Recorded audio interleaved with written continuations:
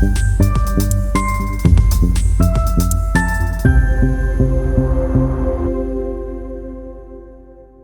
to the Creating Connections podcast, where I bring voices and perspectives from people who are making a difference for children's learning and development. I'm Rachel Stewart, and I'm passionate about connecting with people to share experiences and learn from each other how we can best support children to thrive. In this series of the podcast, we are exploring successful leaders in education, so you can learn from a diverse range of people what makes a successful leader and how you can take their learnings and apply them to your leadership. Today, I'm introducing you to Matt Pitman, who is head of secondary in a unique school called the Global Village Learning.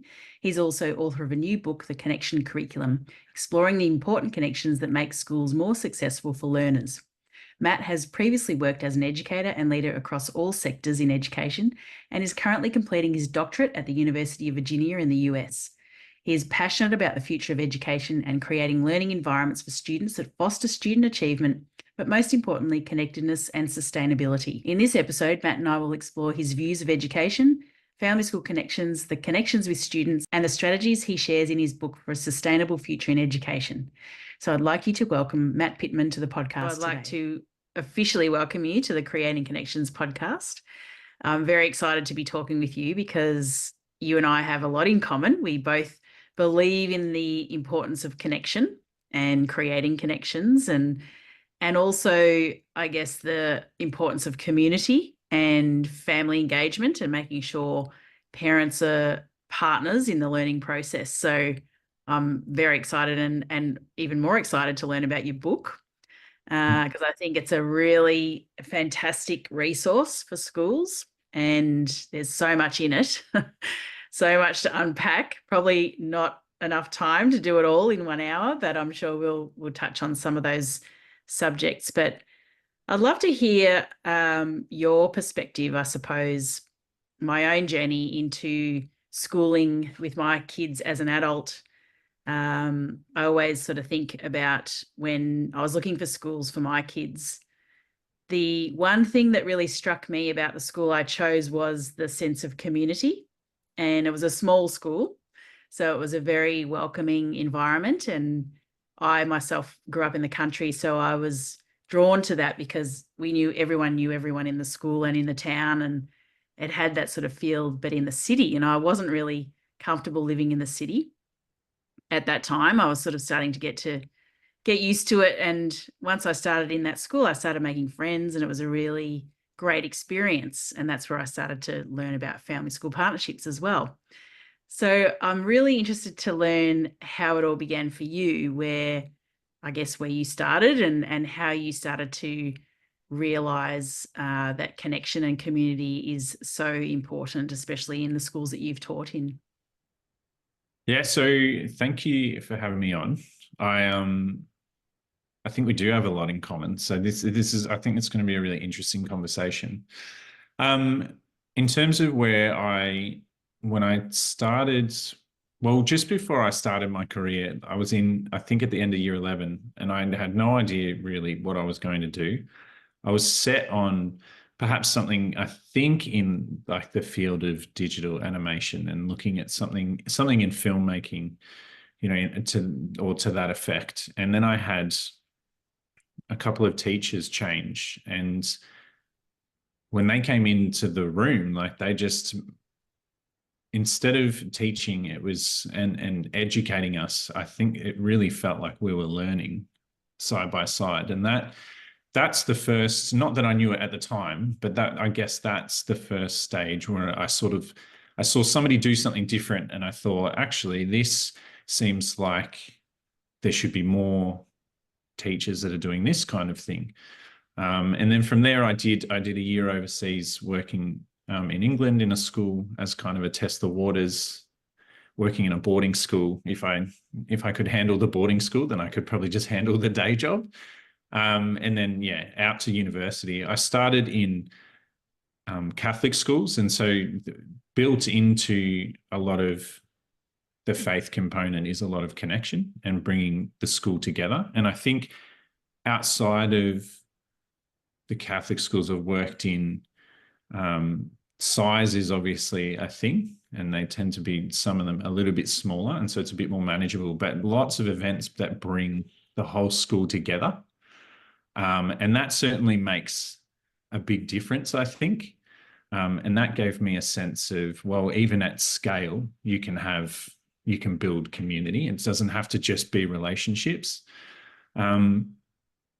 Where I really got serious about looking at research and building this background of connection work was I made a shift to government schools, and I really found a place there or a role for myself in which I could be, that person that my teachers were. That inspired me to take on the role. And from there, I shifted into thinking more about student well-being and working on evidence-based practice through that well-being lens. And that's where I built through multiple master's degrees, like just feeding my own curiosity. I sort of put together multiple documents that were focused on connection through the lens of curriculum building and pastoral care and outdoor learning spaces and all of these weird sort of tangents that my lecturers and professors allowed me to go on. And then it just came to be that I came across something like a post on LinkedIn that said, if you have an idea for a book and you'd like to discuss it, make a time. And I did. And although I didn't really think about connection initially, that's where I realized, well, I have all these papers and, final thesis documents that I'm not doing anything with, that I put all this time and effort into. Perhaps I could craft that into a book. And that's where the book came along. Just trying to, I guess, within the system we have at the moment, try and inspire, at the very least, inspire some of those brilliant educators that are in schools who can really make those strong relationships to maybe push it a little bit more and build that out to a whole school level of connection rather than just, having those strong relationships in the classroom. Because I think my own experience was I did not walk from class to class and have a strong connection with the teacher. It was only in those saving few, and fortunately that was enough to set me on this career path. But I think there's plenty of families and young people who are not having that experience. There's certainly staff who are not having that experience. And so I had not all of the things I needed to write the book, but I had enough that I felt confident I could put it together. And that kind of takes us to now, where I'm working in a very independent community at the moment and having the opportunity to kind of put my money where my mouth is and build relationships with a community of parents and staff and learners that I haven't been able to do, and sort of build my own skills, as well as put the book into practice, which I think is a pretty special opportunity. I'm very fortunate. Yeah, amazing. And it sounds like you already had pretty much your book already written, which is very handy if you've already done all that research. And it sounds like you absolutely love learning yourself, and really diving into a topic like connection is it would be such an interesting experience, I imagine. And clearly you've expressed it in the book. My next question, I guess, is, why do you think that connection and community is important for students to have as part of this whole school culture? How do you think it impacts students as a whole, and students as individuals, if they are experiencing that in their school learning environment? So I think, like, something that I have been doing lately is really looking at self-determination theory and running almost everything that I consider across the day through that model.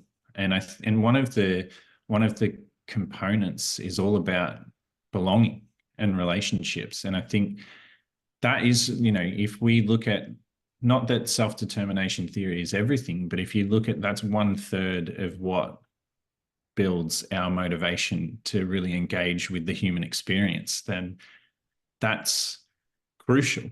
And I think that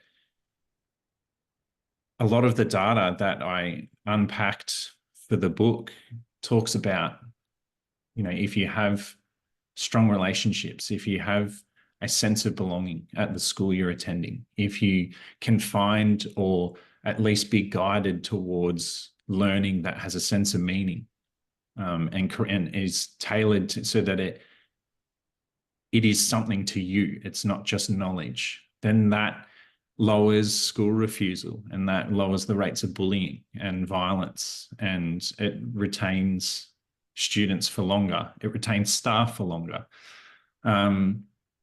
So the evidence base is there to say that, and I think that people want to be connected. I think if we look at even those who perhaps prefer to spend time alone, at some point, there is a person, there is somebody that they seek out to be that supportive entity in their life. Like, we may drift apart, but we don't drift too far.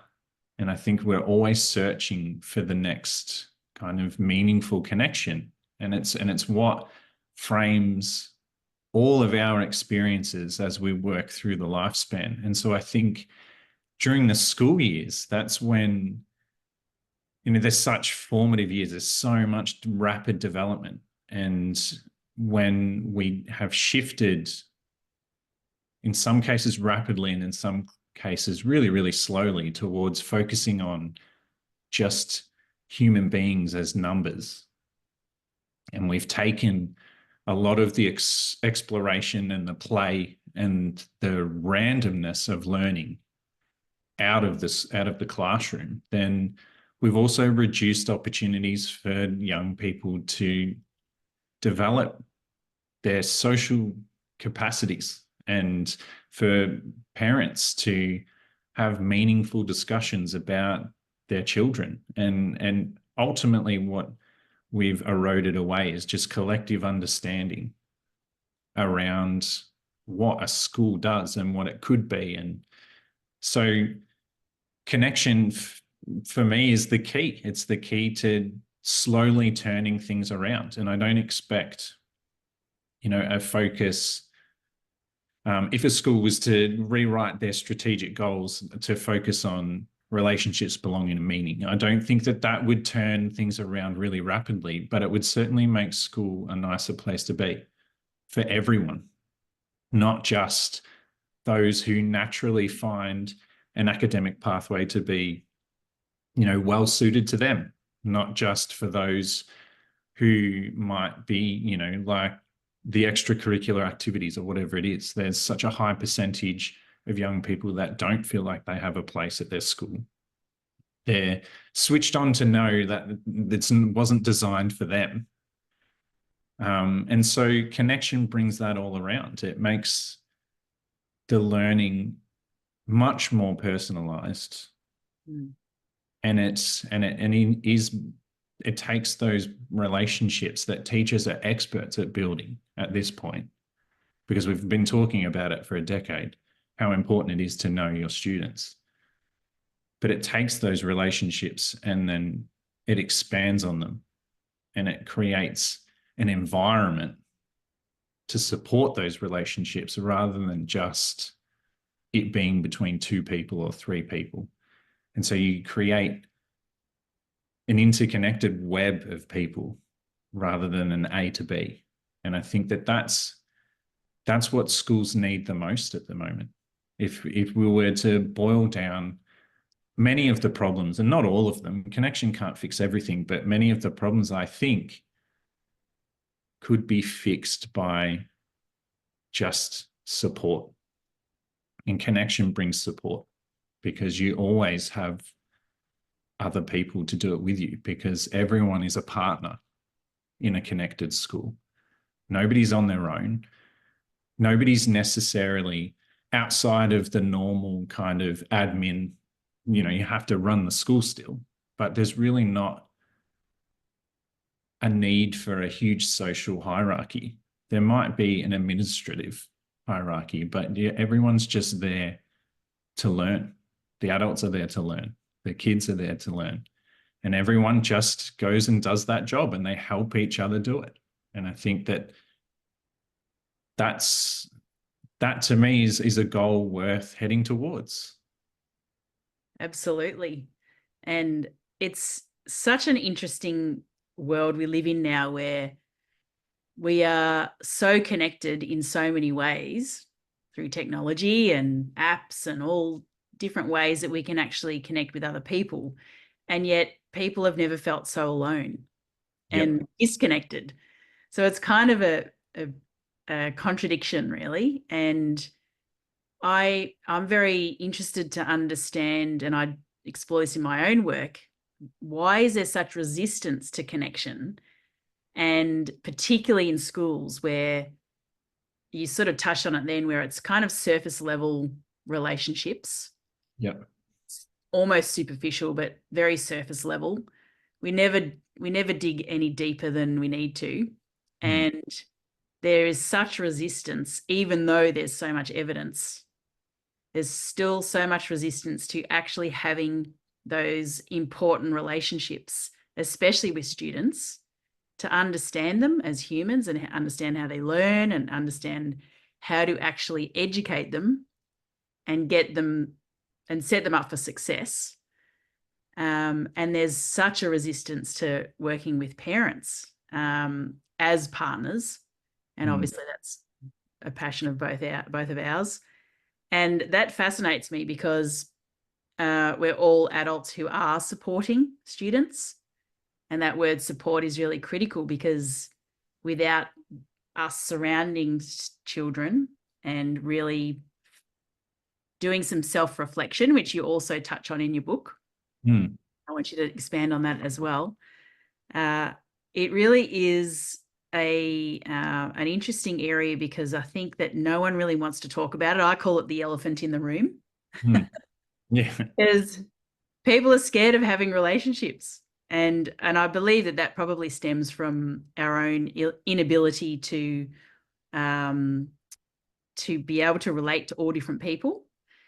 And we have never really been taught how to do that, and how humans work, human behavior, and understanding each other. And it really does start with understanding ourselves. Yeah. So can you share a little bit more about how you talk about that in your book too, around the resistance to connection, but also that self-reflection and understanding, why is it that I don't want to connect with my students, or why is it that I am resistant to working with families?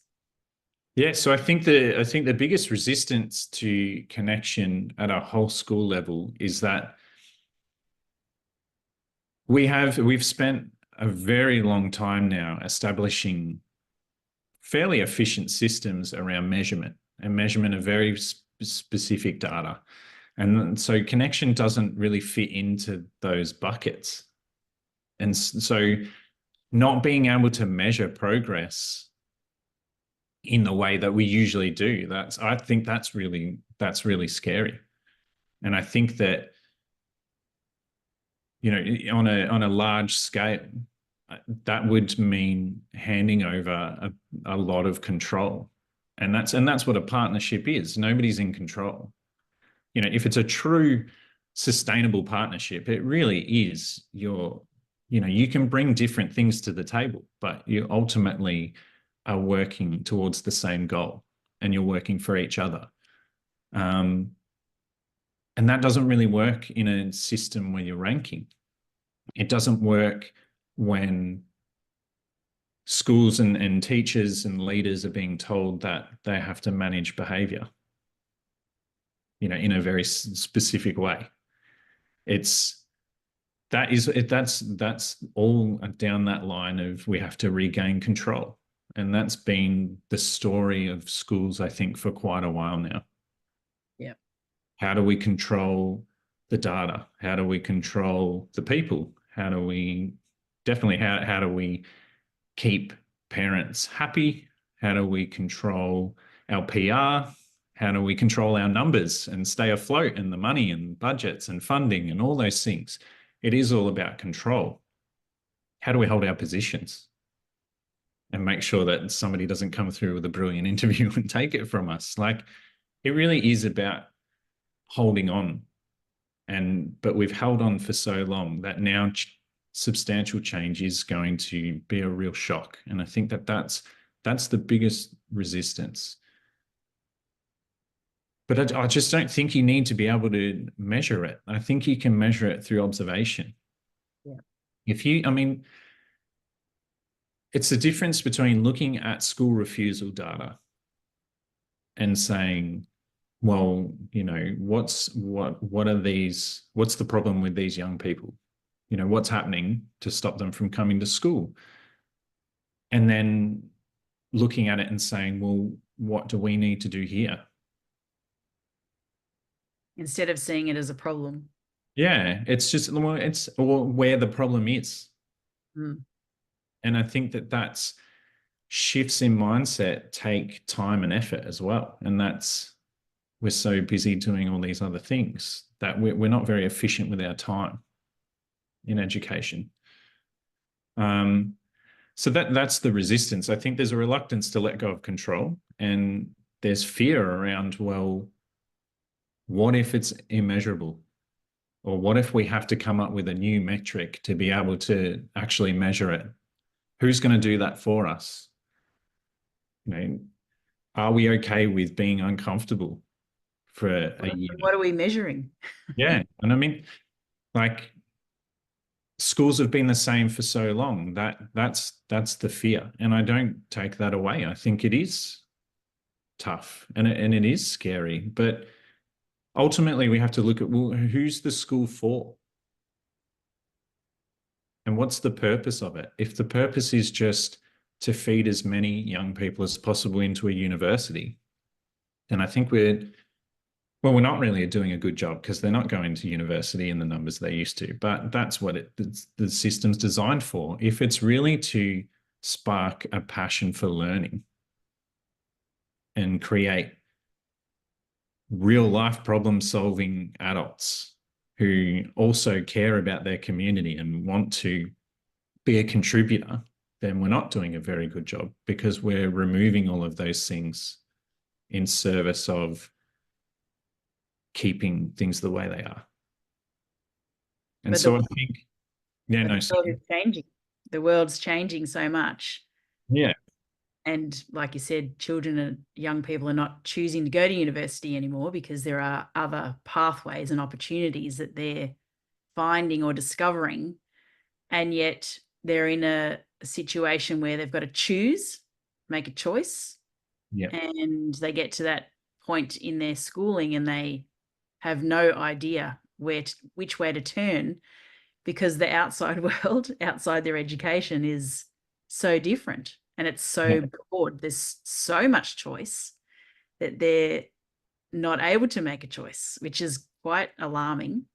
But also the way that we're guiding children or young people into their future is restricting them in a lot of ways from understanding themselves and what they want to do when they finish school.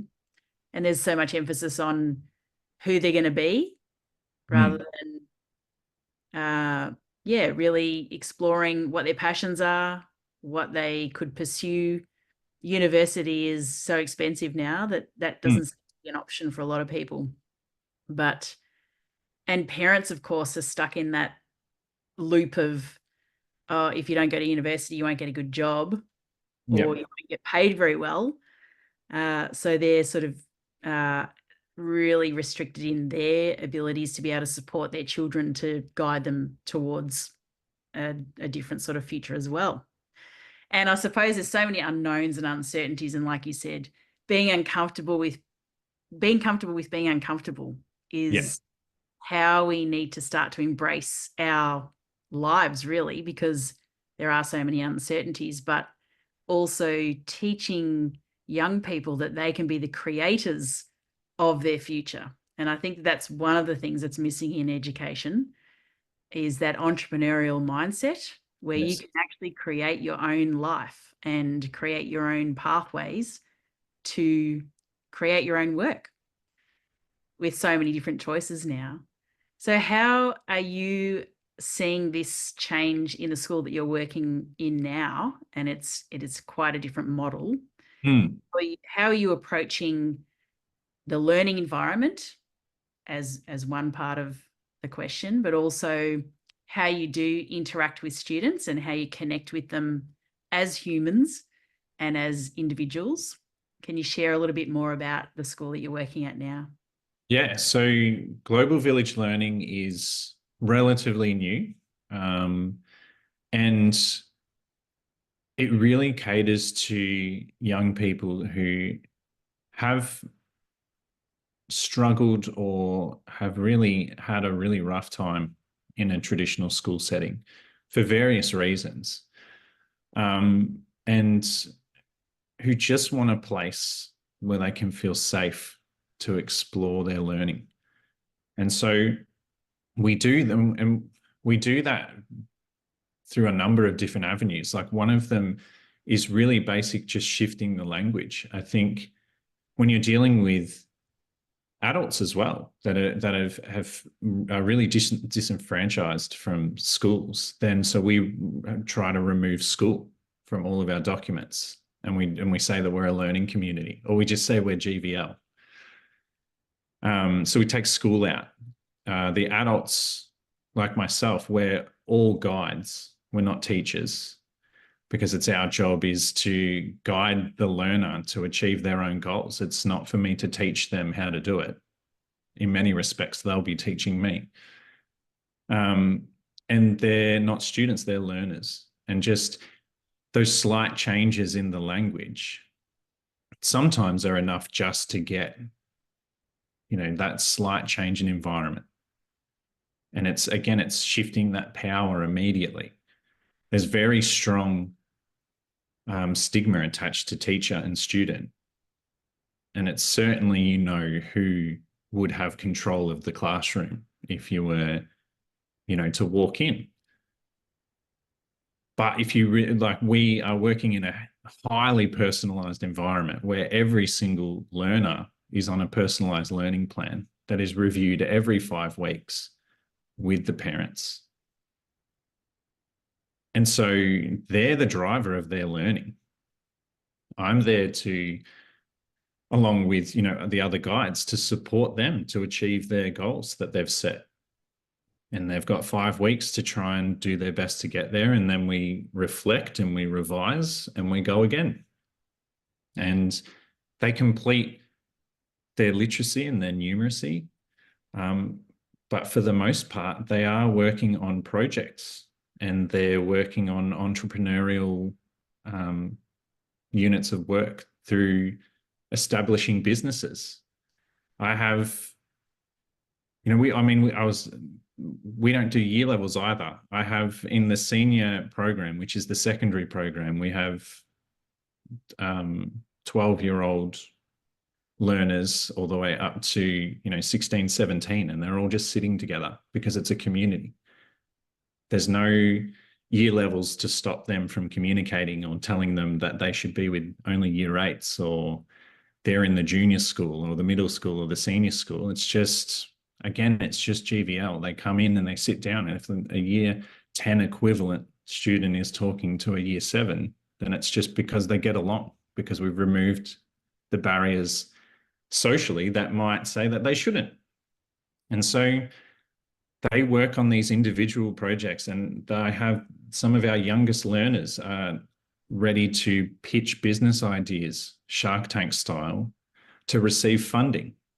And there's a bike repair business that they're approaching the point at which we'll have the local community bring their broken bikes, and they'll repair them and they'll receive the profit from that, and they'll send it back because they have a passion for fixing things. And they've had to write business plans, and they've had to look at the finances. And so all the literacy and numeracy is through this bike business. And then on top of that, looking at, well, what's the social impact of this bike repair business? And so we're working humanities in there, and every single subject, talking about in schools about cross-curricular units of work. Like, this is everything in one basket, and it's through something they want to do. And so the learning is huge. And I love it. there isn't a measure for it, you know, unless you really want to break it down and match it against the standards. But the measure is that every day they come in as early as they can. Every day they're enjoying. When they have fallings out, they learn about how to communicate with each other. They are on the phone to people. They are writing invoices. They are building practical skills that will make them capable adults, far more than if I was to sit them down in rows and we were to take the little bits from their bike repair business and make them into a normal class or unit of work. And so that's the GVL difference, I think. Like, we're not writing ILPs because, NCCD requires us to. We're doing it because that's the learning. I can't possibly personalize an experience for a young person if they haven't told me what that might look like. And if they don't hit those goals, then that's okay too, because the learning there and the reflection that we can have after just over a month is huge. And so that's a really quick, kind of very simple explanation of what we do. We are creating a huge difference for kids that, previously felt like school was over for them and learning just wasn't attainable. Yeah, I love it. And I think it's, I love the way that you have deconditioned by changing the language. And I guess the way that the brain works is that we need to have titles as such, guides and learners and all of that sort of thing. But it's so much more connected and embracing of each of the roles. But and I think the connection between guide and learner is also appropriate for parenting. Yep. I think that parents can sometimes feel they need to be in control, and really we're just our children's guides as well. Yep. They're learning and we're teaching, but we're also guiding them. Learning as well. Everyone's a learner. I go in all the time, and I'm learning from them. And yeah. I think that's the value of, student versus learner. Learner has a positivity around it. Student doesn't. Yeah. Yeah. Like, I'm going to be told. Student takes the child out of the child. Yes. Takes the person out of the child and puts them into another category where they think that they have to perform. Yeah. And then if they don't perform, they don't belong. They feel they don't belong because they're just trying to be a child.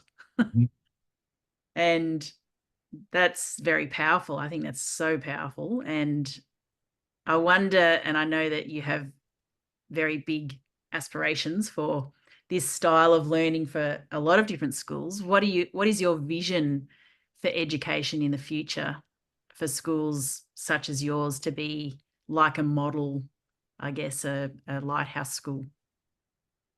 Yeah, I think the idea, so it's certainly not all my vision, but I would like to see, if we were to be the model for any kind of scale of change, I think this is something that's really, really possible, even at a small scale in a very traditional school.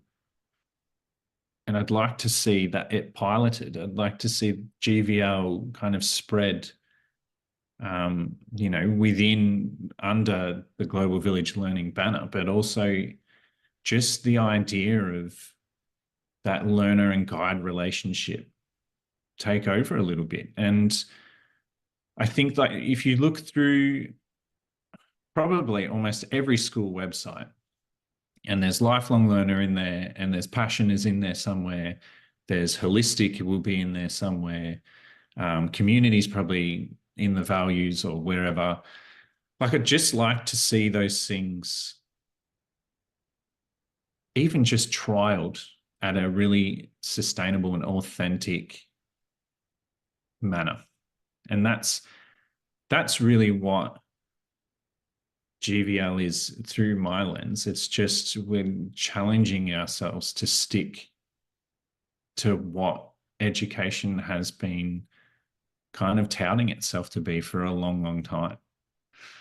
And that's certainly my personal challenge, having 12, 13 years in schools and then coming over this year. It's not all easy.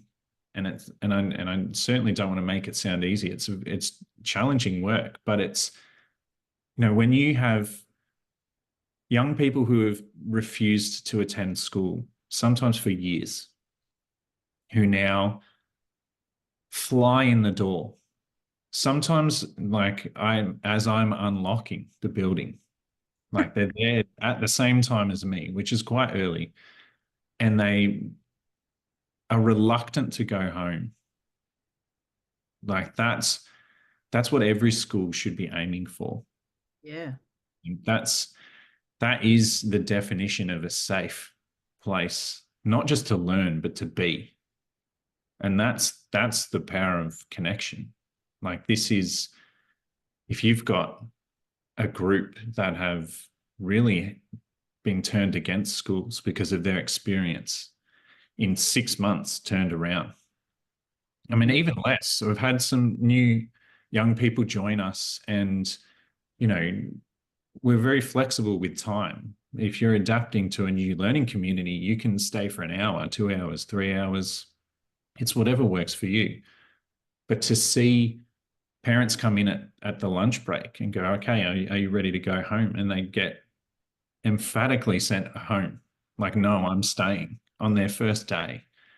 Like, that's what makes the challenging work, both collectively and individually. That's what makes it worth it. And that's certainly what teaching was, even at the start of my career. It was every day, there was something really rewarding.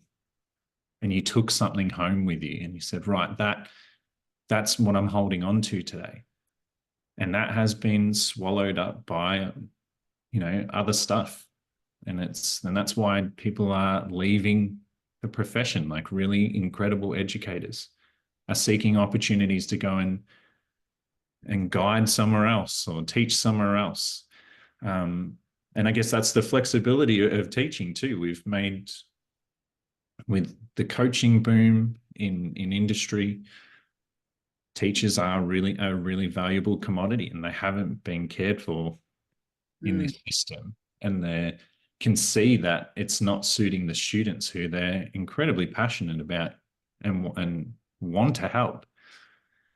You back them into a corner for 10 years and eventually everything starts to fall apart. So that's where something like GVL that really brings the community together, and even just meeting every 5 weeks to discuss, and having that insight for the parents. It changes the dynamic outside the gates as well as inside. And so it really is a learning community rather than a school. And that's the value of it. And that's what I'd love to see spread in, a small capacity and a large capacity. I think it's, we need to stop isolating people. Yeah. And shift before everything just implodes on itself. I was very fortunate that I really enjoy university because I can sit through the hour-long lecture knowing that at the end of it, I'll be able to run away with the one thing that they said, in the first 10 minutes. And then I'll be able to go and feed my own curiosity. Like that's just what I can do. But I only went to university the first time because I was convinced by two teachers, not by them telling me I should go to university, but them showing me that you can be in a very fixed box, but you can make that box look like whatever you want. And that's the system, and that's the book that I've tried to write. It's not saying change everything, and wipe the slate clean.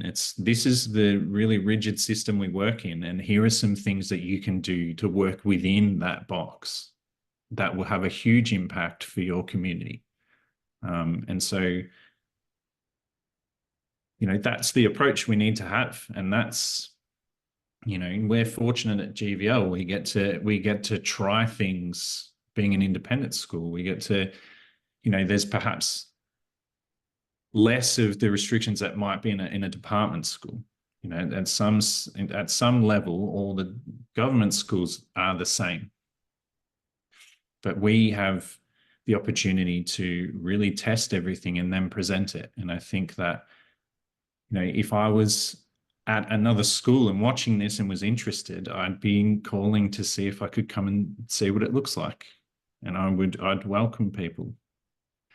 As I know, our, executive would too. I think this is going to kick off really soon, because I'm not aware of any other school or learning community that can really say, well, parents, guides and learners are all in partnership. Yeah. Yeah, it's a very interesting model, and I think that there will be a lot of school leaders interested in learning more about it. I just want to touch on what you talked about earlier in that piece, where you talked about children or young people feeling safe. And I really believe that the whole child safety conversation and everything that's come out in the last few years around child safety absolutely needed to happen. Mm-hmm. We're still seeing data around children not feeling safe at school, and we're still seeing upwards of 43,000 children being homeschooled now and counting. So there's clearly an issue about children feeling safe to be themselves. Yes. Sounds like that is what you're fostering in your school.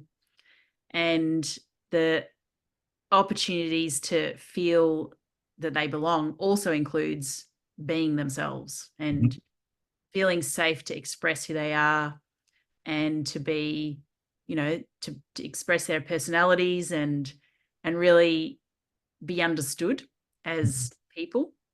So can you touch a little bit more on how you allow your learners, I nearly said students, No, that's all right. Your learners to feel safe to be themselves, but also to understand that there are boundaries, but also how you give them the autonomy to design their own learning. And obviously that's fostering what we talked about before in designing your own life and designing your own future pathway. How do you foster that in your school community? Your learning community, I keep saying school. No, I would have said it multiple times as well. Like, and that's part of it. I think if you can go, oh no, wait, it's not teacher, it's guide, and it's that, like, we have to unlearn The that condition. terminology, and that makes a huge difference. I think, it's all bundled in the same kind of package. I think when, one of the first things that the learners are prompted to do is think about their interests. It's one of the first things, certainly when they come into our secondary program, it's one of the first things that I will talk to them about. What are your interests?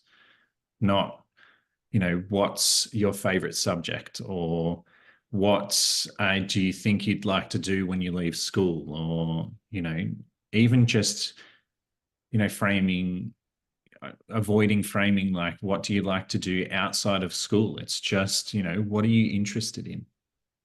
And then helping them, there might be 3 or 4 things, and then helping them to pick one thing and then going, all right, let's explore this, and giving them the tools, whether they are physical tools and resources and equipment, or just letting them sit and sometimes struggle a little bit to find, but the autonomy comes because we grant them permission to take charge. And so it doesn't take long for a young person to figure out, well, I'm the boss of this learning. And certainly, at some of the meetings, sometimes we have to start with, well, that was a bit of a slow month. Why is that the case? What do we do? But at every single crossroads, whether we're going straight ahead or left or right is the young person's decision. And so that creates belonging. That creates, again, shifts that mindset towards who's in the driver's seat and who's supporting, with the instructor pedals or holding the wheel, or do you know what I mean? It's they know that they are in charge, and if they start by flying and away they go, then that's great. And if they are struggling for a bit, then that's also great, because that gives us some things we can talk about. And it's the power of, as a teacher, you ask a lot of the questions, and the young person is almost attuned to provide a response in a certain way. Here it is. Basically, this is what you said to me before, so here's the answer. Whereas the impetus is on the young person to ask me questions. I don't always know what direction they're heading in, but how can I support you is a very powerful question versus, what do you need help with? Why aren't you understanding this? It's their job to help me understand what they're doing. And so they've got to describe it. And I think all of those things feed into, well, there's just a natural shift. It's not, there's nothing, I don't think there's anything super complicated about it. You just, you allow them to take control for a little bit and see where you end up. And then you both, and with the parents, you come together as a team, like an actual support team, and you talk about where that journey took you. And so where are we going next? And you take the pressure off marks and tests. We don't have any exams, and we don't I'm not interested in young people regurgitating facts. Like that, it just doesn't serve a purpose. If like all the exam is to do is to tell me how much they can return on what I've delivered, then why can't we flip that and we see how much they've retained about this historical event that they just wanted to explore? And what does that tell you about the world we're living in now? Are there things that are happening, centuries ago that are happening now, and why would there be similarities? And so all of the topics of conversation are driven by them. And you hand that over, and the results are powerful no matter what. And it just puts them in charge of the learning journey. And they should be. They shouldn't be a passive participant in their education, because it is theirs. And it doesn't make you less of a teacher or, less of a specialist. It actually requires you to do a lot more to help mentor and guide and coach the learning rather than just delivering it. And that just works wonders, because really, like, that's what young people want. They want structure and they want routine, but they want to feel like they're in charge. And we've known this for I don't even know how long. Yeah. Everybody knows that a teenager is going to listen to their friends. They're going to pull away from their parents or guardians or carers because they're trying to establish independence. Yet, which is perfectly natural and super important. And then we strip that away in schools. Mm. Whereas here we embrace it. And we say, well, this is the most important marker. It's the compass that'll help us direct you towards finding actually what you might like to be first, not forever, but what would you like to do? How might you spend the first couple of years outside of GVL? What kind of adult would you like to be? Rather than what's the job you want, Mm. let's draw up, 3 or 4 years of timetable to shepherd you towards that and hope that, in years from now, you still want to do it, because otherwise you're going to have to do that for a bit at university and transfer and jump around and, or get an apprenticeship in your late school career and then realize actually it's not what I wanted to do at all. I needed that practical hands-on experience earlier. And so that's, again, it's partnership. A partnership is you support each other. And so my role is supported by the information they provide, because then I know where I fit in terms of what they need and what they'd like to look at and explore and learn and produce. And, I provide that guidance, and I not really clear the path. I just kind of point at them and just go, well, let's walk down here for a bit and see where it goes. You lead the way. Yeah. I think what it's fostering too is self-efficacy and self-awareness. And that's such an important skill to have, to be able to take responsibility for their own learning, but also take responsibility for who they are and who they want to be. And I think what really stood out to me just then is that you meet them where they are right now, rather than focusing on the future or the past. But where are they in this moment right now? And then moving with them, like flowing with them and really tuning into who they are, what they're thinking.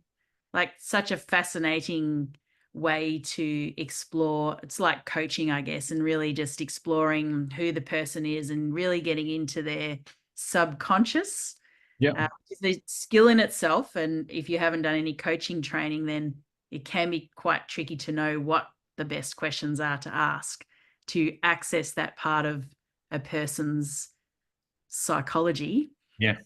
So what sort of training do you think teachers need to be doing in the future to be able to have a model of school of learning, of learning like this in the future? Because I'm hugely passionate about coaching myself and really asking the right questions for the person to find the answer, because it's there. They just have to access it. Yes. And it really does take that skill of coaching to be able to, ask those right questions. So what do you see as the future of teacher education or guide education? Yeah, I think it's always a balance. And I think that certainly when you look at literacy and numeracy, there's still, what goes into those programs can certainly be tailored, because there's a lot of junk that is just not necessary unless, again, you are going into a very specific field. And in most cases, they will reteach that to you or take you through that when you get to that stage. But I think this is not doing away with any kind of focus on literacy or numeracy. But I think it's just, I forgot the question. Just what skills do you think that future guides need to? Yeah, I'm Yeah. with back on it. I think it's because I think you hit the nail on the head. It is coaching. It's, I think the future is more the mentee mentor. Because I think sometimes, depending on your ability as a coach, you can certainly do a lot more clearing of the path. Mm. And you can, you know, as much as it can be beneficial, it can also be detrimental. Whereas I see a mentor and a mentee being completely different. And here is the mentor's job is not to solve problems, it's to highlight maybe that they exist and then to help sort of frame them in a way that then can lead to growth of the mentee.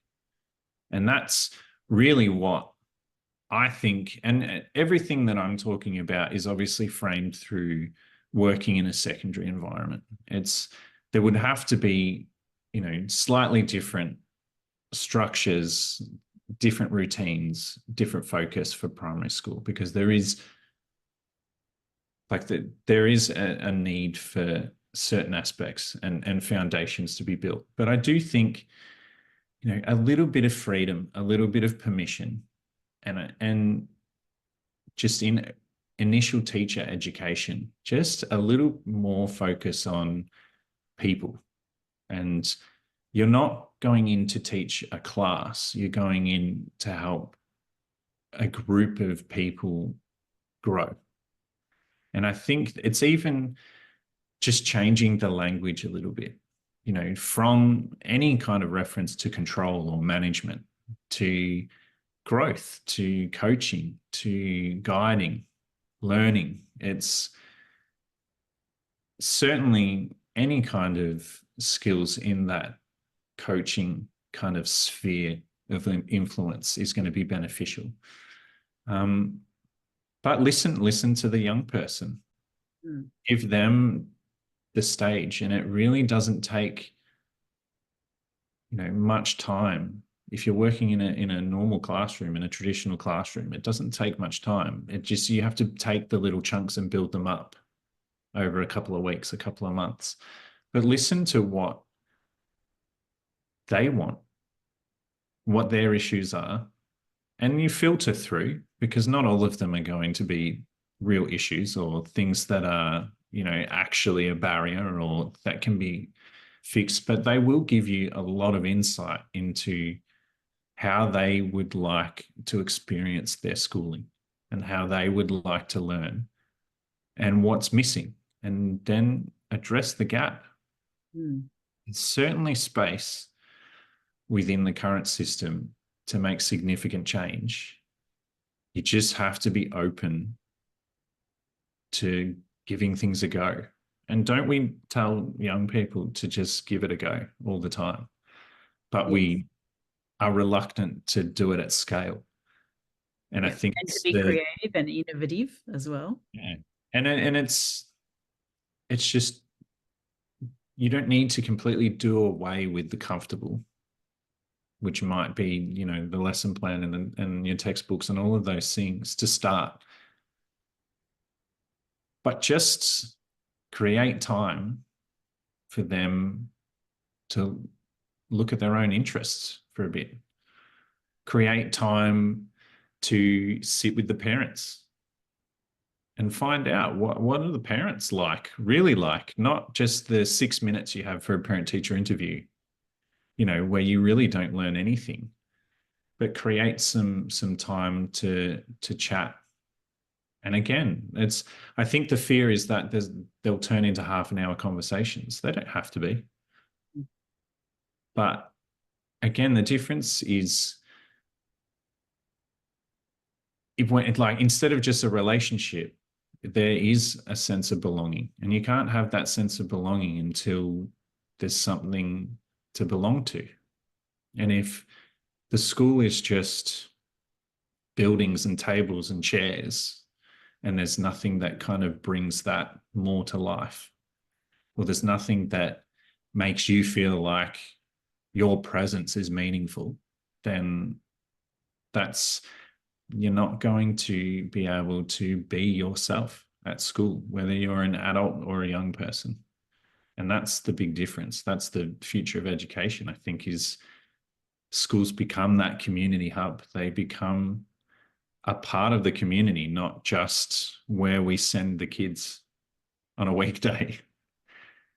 Yeah, schools as core social centres was I guess, a initiative of Catholic education several years ago, and it was working really well. And then, of course, funding got pulled, and it sort of falls by the wayside. And some schools continued to use the model and really built amazing communities and invited people from the outside of the school into the school. And there are many good examples of these things happening, but not necessarily at scale. And I think the primary version, I think there's parallels with learning through play, where the students do become self-led learners and explore their interests and have the freedom to move around to different stations, and they're still learning the curriculum. Yeah. But I guess there's still some challenges around convincing parents that there's benefits to their cognitive and non-cognitive abilities to be participating in project-based learning and play-based learning and all of these innovative ways to teach or to guide children. Yeah. So I guess it's really I suppose it's going to take a while for change to occur. Yeah. Is there anything else that you would like to share that's in your book that you believe needs to be shared? And I guess you can plug your book as well, Yeah. as much as you like, to just share some of the models and frameworks that you have created in the book as well. Is there anything that you would like to touch on there? I think a lot of what we've already touched on is kind of, without giving it all away. It really is like the idea behind it is to work within the system we have, not wait. And it really is a toolkit to tackle some of the really big contributors to disconnection. And so, some of those are creativity and permission and voice and identity. And I really talk about the school identity rather than the individual identity. Because again, if we're looking at belonging, there has to be something to belong to. Then when you shift towards meaning, that's when, you are looking at, well, who are the individuals? And so one of the other aspects that's really important within the book is the combination of empathy and curiosity. And so instead of just being curious about facts, being curious about people and learning to communicate and understand people, which I think right and at the start, you mentioned, digital technologies and this idea that we're more connected than ever before. But in reality, we're much more disconnected. And that's because empathy is just missing. It's certainly interacting, and if you look at social media accounts and things, like there's the appearance of connection, but they're not conversations, they're transactions. And when you look at connection as just a transaction, then that's when they can be one-sided transactions. They can be, transactions at a loss to one party. They're not sustainable. They're not healthy. They're not useful for growth and development. So one of my favorite parts of the book is about that empathic curiosity. And do we understand the people that make this school community special? And yeah, it's just, there's tons of models in there. There's a lot of research, a lot of my own experience, but certainly it is not there to prescribe a way forward. It's there to provide the tools and the inspiration for you to look at your school community, of which you will be the expert of, not me, and then see where it fits. And my hope is that the way the book is structured fits really nicely to strategic plans and implementation plans. And so it makes it reasonably easy to collect things like academic outcomes and bullying and voice and community and all of these things that no doubt feature on these plans already, but collects them and collates them and puts them under the umbrella of connection, and actually makes it a little bit easier to achieve success in those areas. Yeah, and that's the aim. That's the book, and it's certainly something that I'm doing my best every day to kind of live and demonstrate, in my community. Yeah. So where can people actually purchase the book? So I don't even know if I said what it's called. That would probably be helpful. It's called the Connection Curriculum. I introduced it in the intro. Okay. Shows you how expert I am at marketing. Called the Connection Curriculum. It's available online almost everywhere. I think that you can certainly purchase it from the publisher, which is Amber Press. And there's tons of awesome books and authors publishing through that label, including yourself. And I mean, Amazon and independent book stores, and really wherever you'd like to buy your books, it's going to be there. And if it's not, then I would encourage you to ask them to order it. Well, I'll pop a link down below this video anyway. There's one last thing I wanted to touch on, which is, I think, really highlighted in this interview, just talking with you and listening to you, and the way that you speak and the way that you share these ideas and concepts. But they're not just concepts, you're actually implementing them. And you're living them. You're actually living and breathing, trying to. Yeah. I think what it takes is a lot of emotional intelligence, and that, I think, is one of the greatest gifts that we can give to kids and to children is to develop emotional intelligence. And the only way to do that is to know yourself. And it sounds like the way that you're guiding those learners is to have that emotional intelligence, starting with self, looking at other people as well, looking at community, exploring their own abilities as a learner, and also the world around them, and just opening that up to them to be more curious and to be more creative. And I wish I had the chance to go to your school when I was younger, because that was me. I was the daydreamer, looking out the window, wishing I was on the tennis court,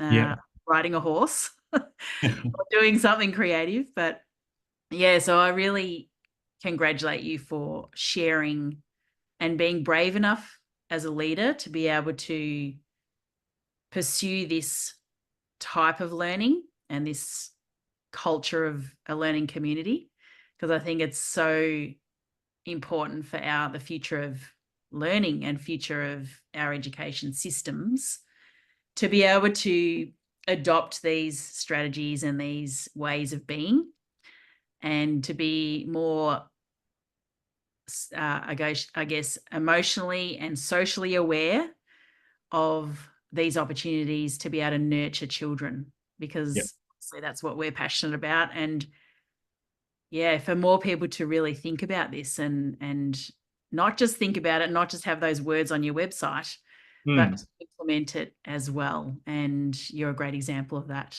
So I want to thank you for sharing your story on the podcast.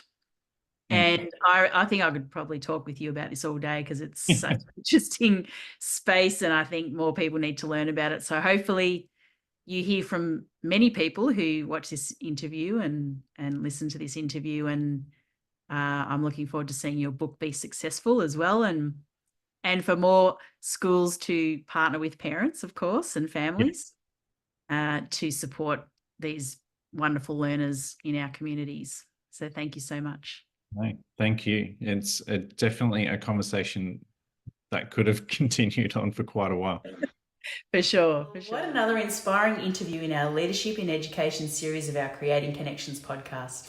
If you enjoyed this interview and would like to learn more from other leaders in education, please click on the subscribe button to receive further podcasts on your feed. If you'd like to be a guest on our podcast, click on the link below to book a meeting with me to learn more about you and your leadership in education. Or if you're listening to this podcast, send an email to rachel@practicallylearning.com.au to express your interest in being on the podcast. If you are a school leader or teacher with aspirations for leadership, but you're challenged with self-doubt, overwhelm, and whether you have what it takes to take that next step, our Connect with Your Mind Mastery Coaching Program can support you to work on your own self-mastery to become the leader you aspire to be. For further information about our coaching and professional learning programs, please visit our website at practicallylearning.com.au or click on one of the links below and visit our podcast for our future series of interviews to support you as the adults who are guiding children on their learning journey. I do hope you enjoy the rest of our episodes on our Creating Connections podcast, and I hope to meet you soon.